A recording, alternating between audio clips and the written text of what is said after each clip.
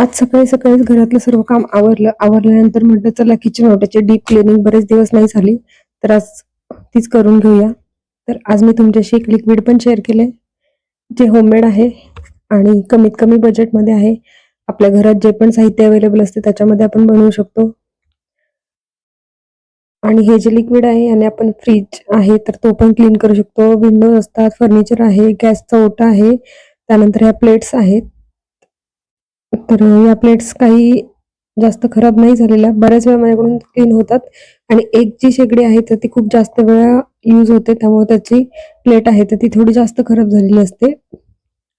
तर बर्नर जे आहेत तर ते पण मी याच्यामध्येच टाकून ठेवले आणि ते भिजत ठेवले. तर हे जे लिक्विड आहे याच्यामध्ये आपण गरम पाणी घेतले 2 तांब्या आणि त्याच्यामध्ये जो खायचा सोडा आहे तो, त्यानंतर डिशवॉशचं लिक्विड आहे ते घेतलंय आणि लिंबू सत्व सायट्रिक ॲसिड आहे तर जे आपण ढोकळा बनवण्यासाठी वापरतो ते घेतले.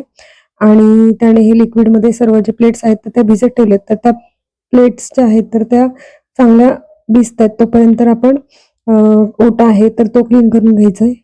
तर ओटा पण आहे तर तो पण मी डीप क्लीन केलाय, म्हणजे पूर्णपणे घासून पाणी ओतून असं क्लीन करून घेतलंय. आणि त्याच्यानंतर हे जे आहे भिजवून ठेवलेलं त्याला अतिशय भरपूर असा फेस होता तर तो पूर्णपणे कमी झालाय. आणि आता आपल्याला हे सर्व जे आहेत तर ते घासून घ्यायचे.